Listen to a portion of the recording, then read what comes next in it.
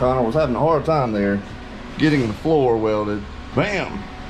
Check this out. Welding in a spot like this, you cut the floor out and then you just weld it back in when you're done. That way. And then it's like no one ever knew you were there.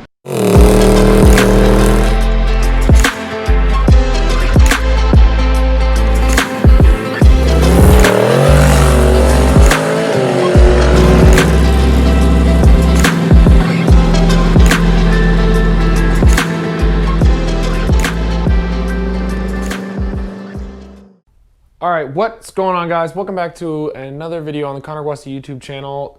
So we're gonna pick up right where we left off. I'm not gonna hold you guys up, get you guys right back into the action with Jason. We had just finished repairing Jason's accidental bolt break off and got the upper control arm mount in finally. We're gonna kind of move forward on coilover springs attached. And also getting the mounts all taken care of, the upper and the lower mounts. Also, I got a microphone. I'm not sure if you guys like it or not. So I did get some microphones. That way you guys could hear me a little bit better on the other side of the garage or when the camera's kind of far away. So let me know what you think, if I should keep using them or not. It does kind of add, check it out. I got a little fancy deal here. Look at that, two camera action. Just let me know if you guys think it helps out. I think it's kind of nice to be able to, like, if I wanted to, you know, if I wanted to set the camera up over here and then walk to this side of the garage to, you know, I wouldn't have to like kind of stop and I could continue. You guys could be able to hear me. So, and then also when there's other people on the channel and I'm right here and you can hear me behind the camera, but when they're standing in front of me, you can't always hear them that well. So we'll try. I'm gonna try the microphones. Let me know if you guys like it. If not, I will stop using them. I think that's it. So I hope you guys enjoyed today's video, and we will see you at the end of the video. We can film this part of it. Yeah, we can film. We're actually putting stuff back together. We're actually doing car stuff, not unbreaking the stuff that we broke. Or Milwaukee was sponsoring us to see if we could break factory bolts. Yeah. Shout out to Milwaukee for, no, those aren't factory bolts. Oh, well. Those are, wait. No, that's a factory bolt. Okay, yeah. That's, I think they're, what are they, probably like grade 8 or something from the factory? Like 6.5. So he regulates me and I get the yeah, now ones. He's got the baby 3/8. Right, we're gonna start you out with this. Look, I just gave him right out of the gate the hook book Jesus. I was like, here you go, man, you can use this one. And then he just broke a bolt this big with it. I'm like, now he's got the stubby 3/8.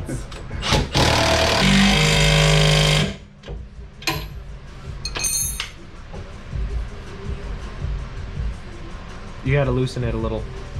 You can't do it all the way tight. You gotta give it a little. Oh god. A little more.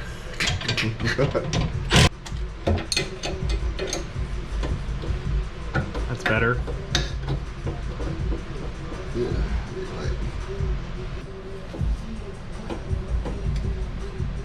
So does this one go? It goes, so when the rear end is up, you can't do it that way. It goes on the bottom, yeah. So when the rear end's all the way up, I have those, the arms are almost as close to parallel as I could get them. Yeah, that's fine. Real man, you said you don't like the creepers. Just trying to get under here. It's 4 more inches that. Oh, you're a little wide. Is that what? I'm a little, don't thick body. Fake humble talk yourself up like that. See, that's why I don't use a creeper, because like right here, I'd be done pushed myself to the door trying to get this. I got enough fat meat that's got me stuck to the floor like a suction cup right now. Oh, by the way, for sale, 220-pound BMR, 1.5-inch drop rear springs. Hit me up. We'll sell those. These are still in. These are still in real good working shape too. Vikings also, double adjustables. I think these are Crusaders. They're the non-red eye ones. So if you want those and those, hit me up. I've actually got those on, you know, a few cars. They've worked really well too. So the reason I was getting rid of them is not because that's what I talked about. I said I'm not maxing these out by any means, but I'll be able to keep those shocks and have them revalved by Menser. Yeah, and they're a longer stroke setup for this. So later down the road, when this is a pro mod and back halved and tubs and everything, I'll be able to keep the same shocks. The same shocks, yeah. I won't have to buy new shocks again until I get that, and then I'm like, man, I really want canister shocks. Okay, so you just want a shock, you don't need a mount? No, shock with the mount, because I'm gonna stick it up here. Just...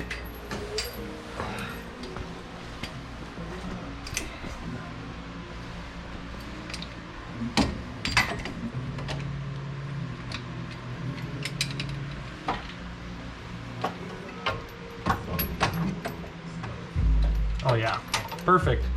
Oh wait, holy mackerel.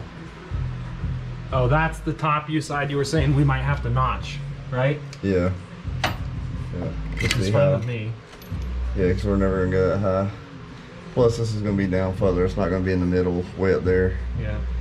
So we're just gonna notch off like basically the top couple of holes and then plate it. Yeah. Look at that fitment. Can we talk about? Look at that. Yeah, man. Works good. Works good.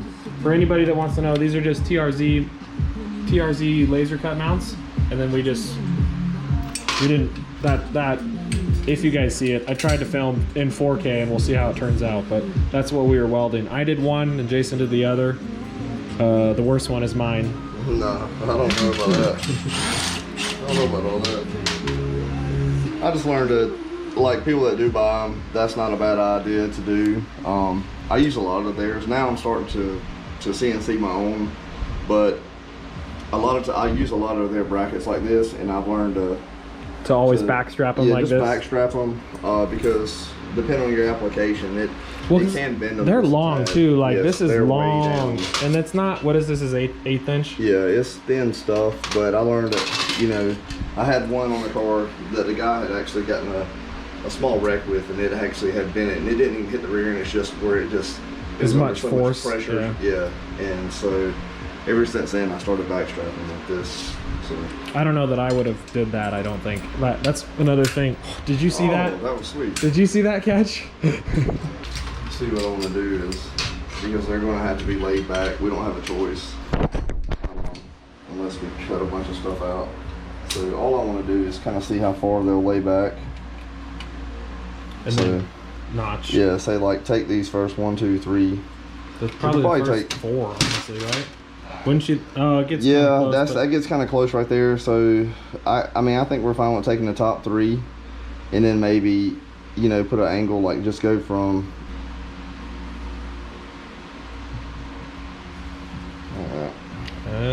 Okay. So, and then I mean, that would clear. I thought you were saying like from this same point, but go kind of straight to the corner and then do this, well, what we did on the top. I don't want to take a lot of this off. Uh-huh. I like to try to leave as much meat as possible. Okay. We could actually probably split that, you know, and come down a little further. It would, like, and that's, like I said, this is like all trial and everything. It's like, oh, this is what I do to all of them. Because every one of these cars are going to be different. I was going to say that the biggest thing is cut a little. If it doesn't work, cut a little more. Don't cut too much, because then we're going to be screwed. We're like, okay, well, let's go back to Home Depot. Now we got to get some more.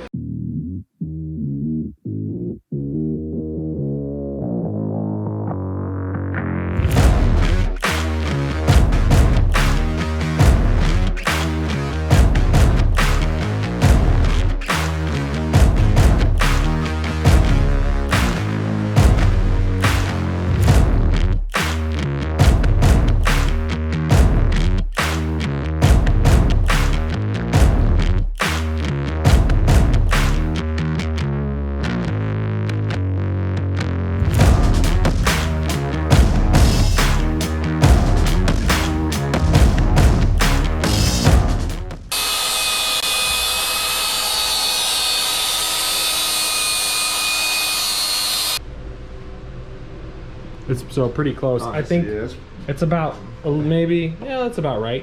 Maybe a skosh higher. Oh no, wait, because it's on the lug nut, so it'll come up. Probably that's about it right there. Okay. All right. Look at those shots though. Ride height set, sort of semi quasi. Yeah, this close enough. So now we've got the axle tubes cleaned up.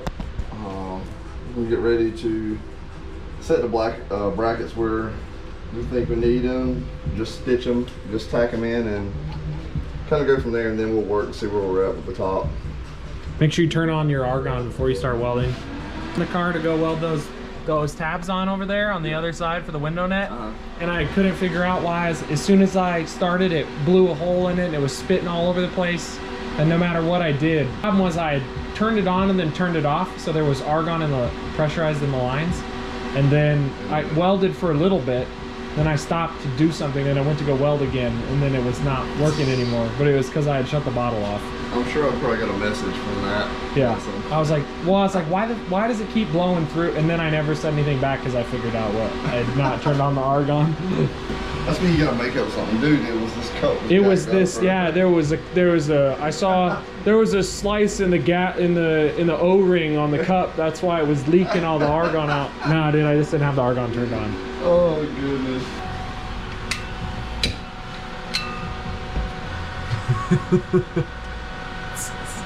Wow. It's tight, but it goes, right? Or no?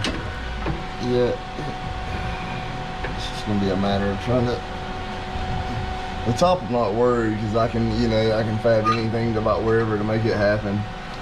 You're gonna have to take that bar out every time just to pull the shocks off. Do you ever take it off? Which bar? The panhard bar? Yeah, oh, that's easy. Yeah. Nothing to do. Under your knee is fine. Yeah. You can flex your knee like that? I do yoga. You do yoga?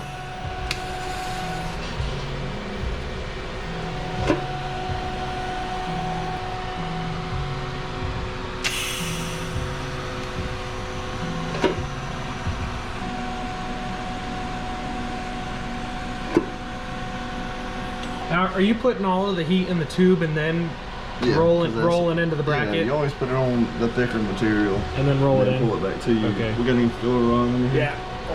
Piece of time. A shorter one and a longer one.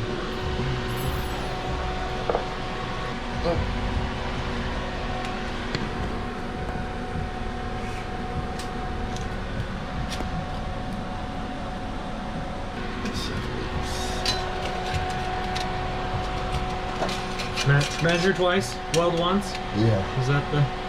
I'm trying to be cool.